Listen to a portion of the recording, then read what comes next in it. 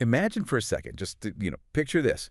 You have reached the absolute pinnacle of your career. Right. You are the head coach of a national contender high school football team out in Las Vegas. Oh, wow. Okay. Yeah, you've got this state-of-the-art office, championship trophies, gleaming under like these custom LED lights, a climate-controlled practice bubble. The dream setup. Exactly. Your kids are thriving in top-tier facilities. You are freely paid, highly respected, and your contract was just extended. I mean, you literally have it all. It's the ultimate scenario, really. I mean, that is the kind of comfort, the financial security and prestige that most professionals spend their entire lives chasing. Right. And, very few ever actually catch it. Yeah, exactly. Now, imagine walking away from every single bit of that. Wait, what? You pack up your family and move across the country to this dilapidated brick house in Nashville with a slanted floor. That is quite the downgrade. Right.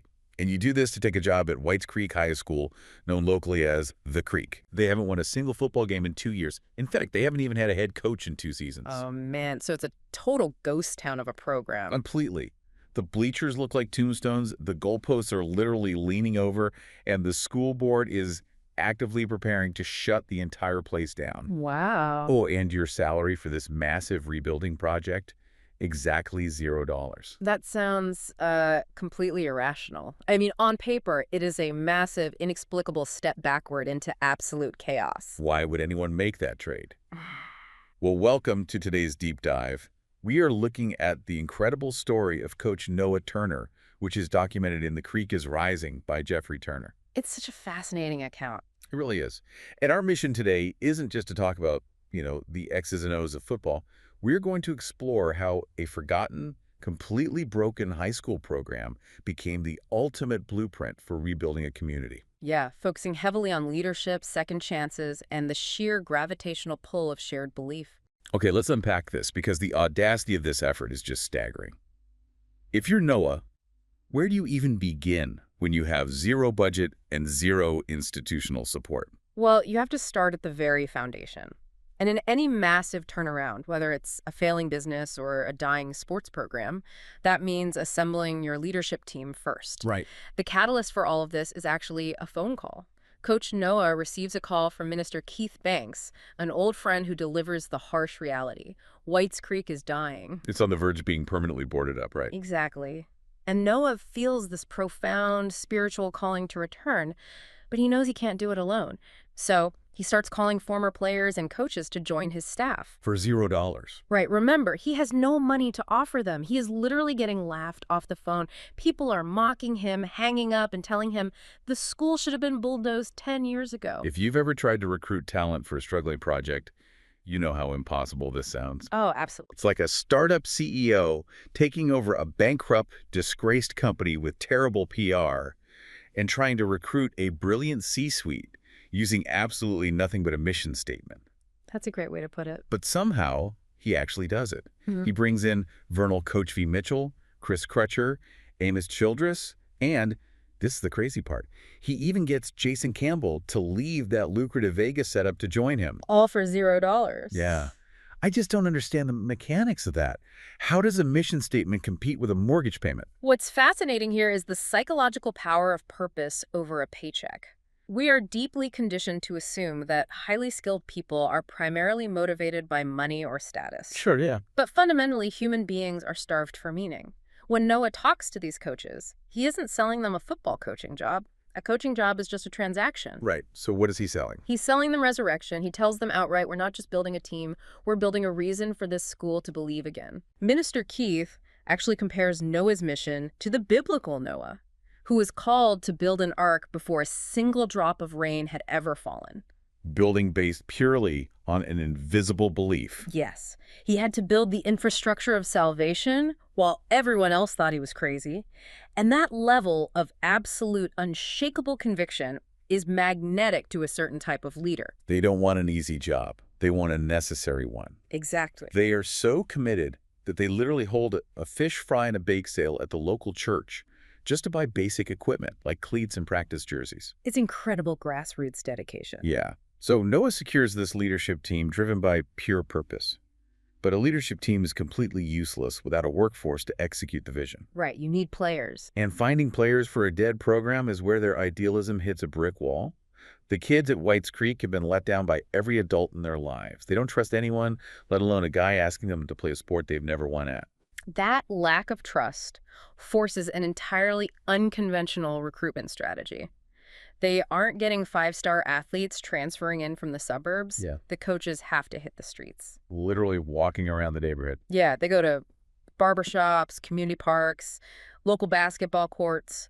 They recruit kids off the track team just because they have raw speed, even though those kids have never been tackled. They literally don't know how to take a hit. Right, and they recruit kids off the wrestling mats because wrestlers inherently understand leverage, toughness, and grit, even if they can't catch a football. So they are pulling together a patchwork of traumatized, forgotten kids who have never operated as a unit. Exactly. And when you pull from the fringes like that, you bring in a lot of unresolved baggage. There's one character that really stands out here, Jaden Stewart. Oh, Jagan. He's a military kid who just moved to town from California. He shows up and flat out lies to the coaching staff. Just completely makes up his background. Right. He tells them he was a star running back out west. In reality, he was a safety on defense and had never carried the ball in his life. He just wanted to feel important. He wanted an identity. And the irony of Jaden's lie is that he actually turns out to be a prodigy at running back anyway. Which is wild. He has a natural gift for it. But that dynamic, putting a bunch of kids together who are desperately trying to project toughness or importance, creates an incredibly unstable environment. It is a powder keg. Which detonates almost immediately.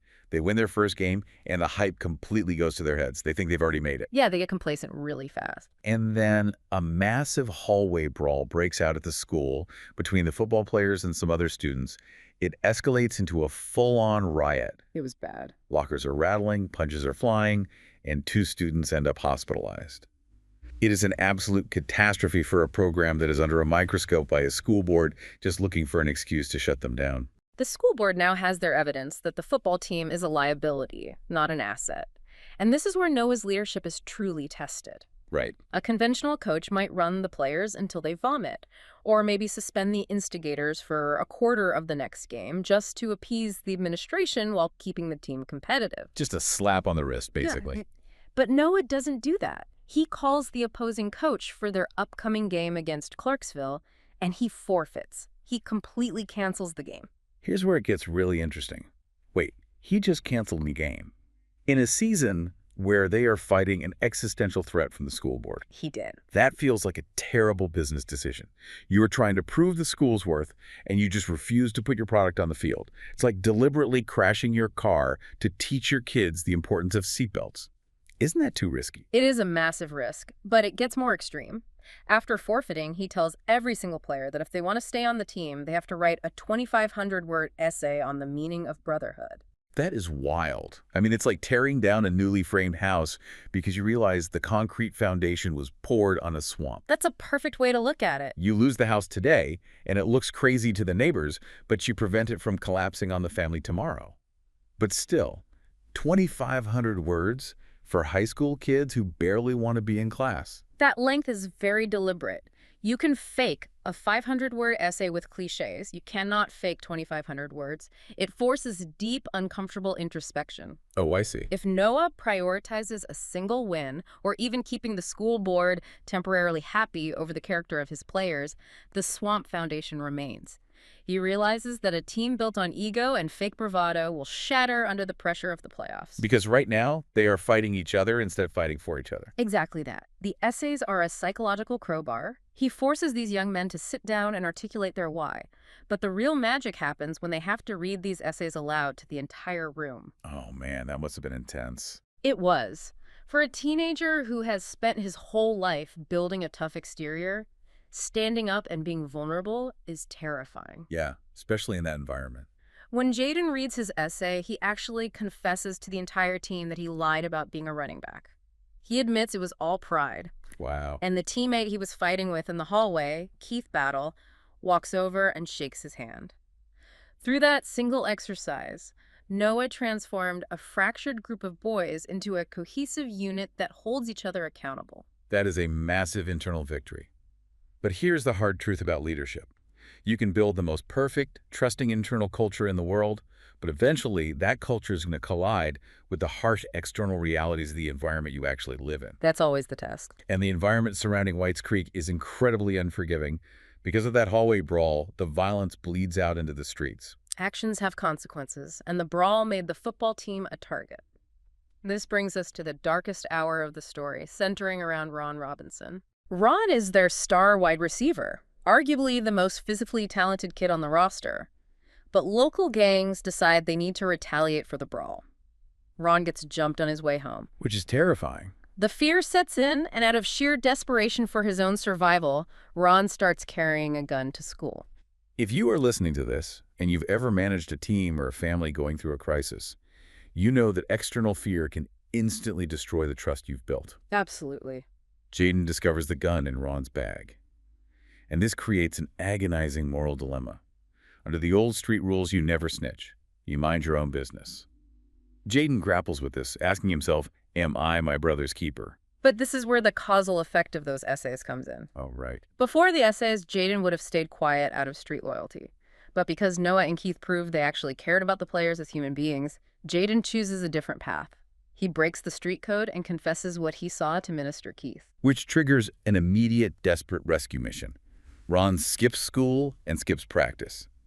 He has fully decided to give himself over to the gang life because he thinks it's the only way to stay alive. It's heartbreaking. Minister Keith tracks him down to an abandoned, boarded-up house in a notoriously dangerous neighborhood called Trinity Hills. And the intervention that happens in that dark room is profound. It really is.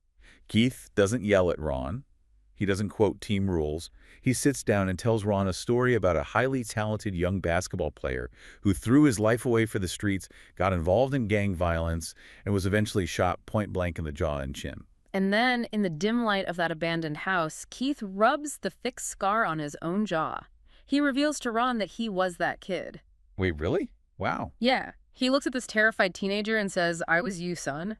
He uses his own deepest trauma as a bridge to reach Ron. It strips away all the romanticization of street life. That is so powerful. Ron breaks down, repents, and genuinely gives his life to Christ the very next Sunday. It's an incredible personal redemption.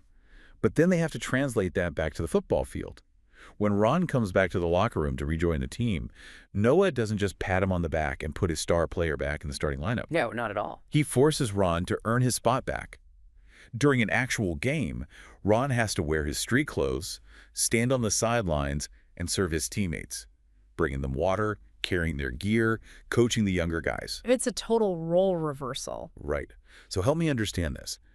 Why bench your absolute best receiver when every single win is critical to proving to the school board that the program deserves to exist? It feels like cutting off your right arm to cure a paper cut. If we connect this to the bigger picture, we see the true implementation of restorative justice.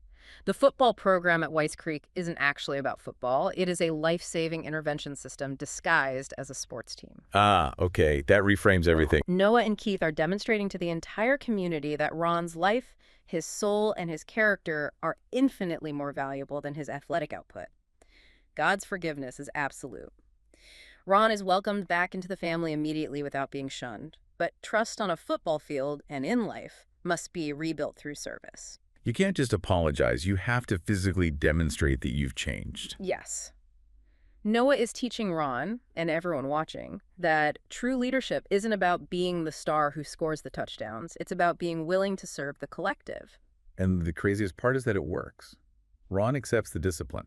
He serves his teammates from the sidelines with total humility. And seeing their star player do that actually elevates the play of the guys replacing him on the field. It inspired the whole team. Because of that crisis, the team is finally unified. The internal culture survived the external pressure. They are a true brotherhood, which means they are mentally ready for the playoffs. They enter the playoffs with a 7-1 record. But the playoffs are a different reality entirely. In the first round, they face McGavick High. Yeah, McGavick is an undefeated powerhouse with massive Division I-bound seniors on their offensive line. It's a classic David versus Goliath scenario. Whites Creek is vastly undersized. The game is a total shootout, an absolute brawl of a football game that goes all the way into overtime. It was intense. For those who aren't huge sports fans, overtime in this scenario means each team usually gets a chance to score from a short distance. McGavick wins the coin toss and chooses to receive the ball first. Conventionally, you just kick the ball deep, play defense, and hope you can stop them. The safe play. Right. But Noah does the unthinkable. He calls a surprise onside kick to start overtime. Now, an onside kick is a deliberate, choppy, short kick where you try to bounce the ball awkwardly and recover it yourself before the other team can grab it. It's so risky. It's a massive gamble. If you fail, you basically hand the enemy the ball right at your own end zone and practically guarantee you lose the game. It is an incredibly dangerous, highly calculated risk, but they execute it perfectly. Whites Creek recovers the ball, completely stealing possession from Goliath. They kick a field goal and pull off a shocking 45-42 upset.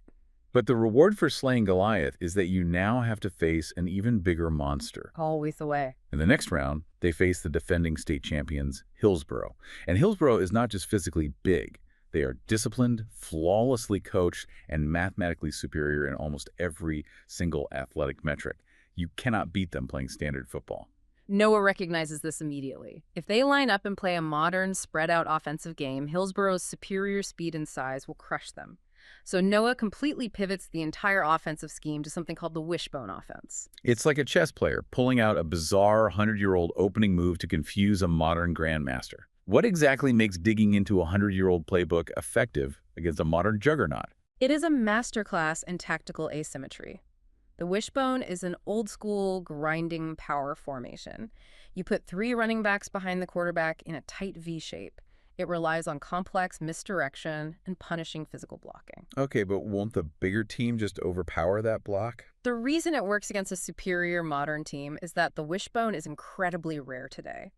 Modern defenses simply do not practice against it, making it nearly impossible to prepare for on short notice. Oh, so you're changing the rules of engagement. Exactly. When you are outmatched in resources and depth, playing a standard predictable game guarantees a loss.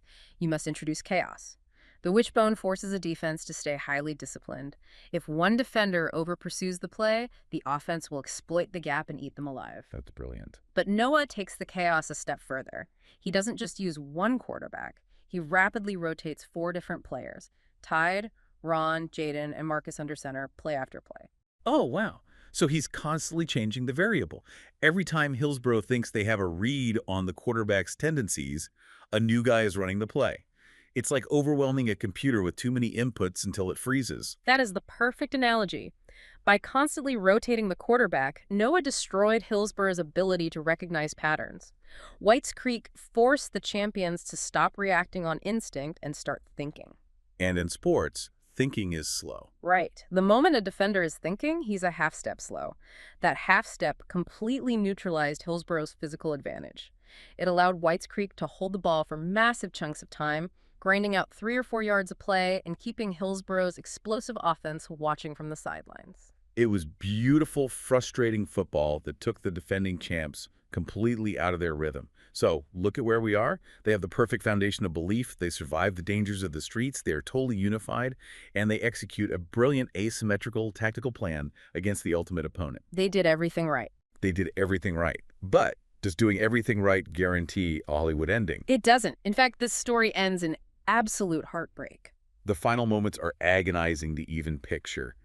The Cobras are down 18-13. There are just seconds left on the clock. It's 4th and goal, the final play of the game. The tension is just unreal. Tide takes the snap, tries to run, but gets cut off by the defense. In a desperate, chaotic sequence, he pitches the ball backward to Jaden. Jaden gets swarmed, and as he's falling, he pitches it to Ron Robinson. A literal hook and ladder. Ron catches it and lunges his body toward the goal line just as the clock hits 0. He stretches the ball out, and the referees rule that he falls literally inches short of the white line. Oh, man. No touchdown, ball game over. They don't win the championship. After everything they sacrifice, the endless practices, the essays, the interventions, they lose. The players physically collapse on the field, sobbing.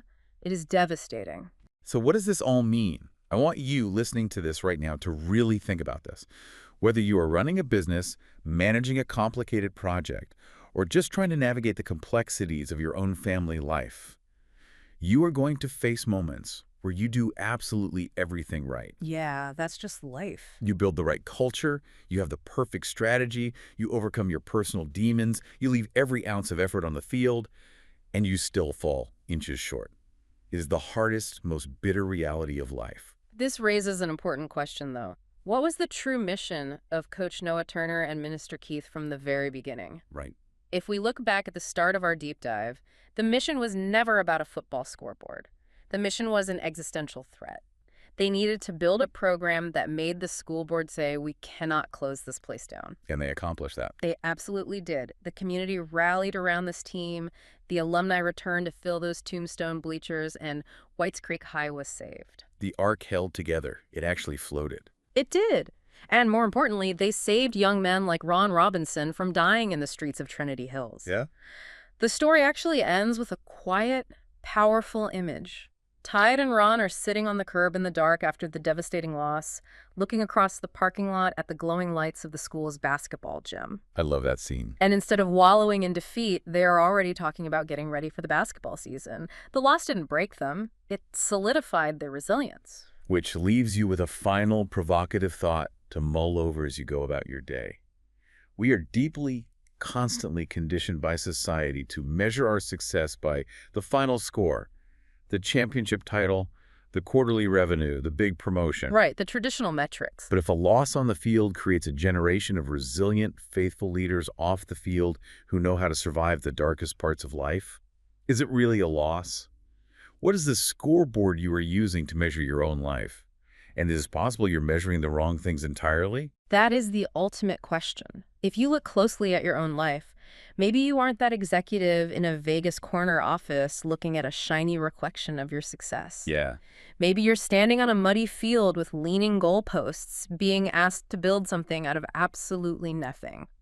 But as we've learned today from the creek, sometimes stepping away from the trophies and getting your hands dirty in the mud is the only way to build something that actually lasts.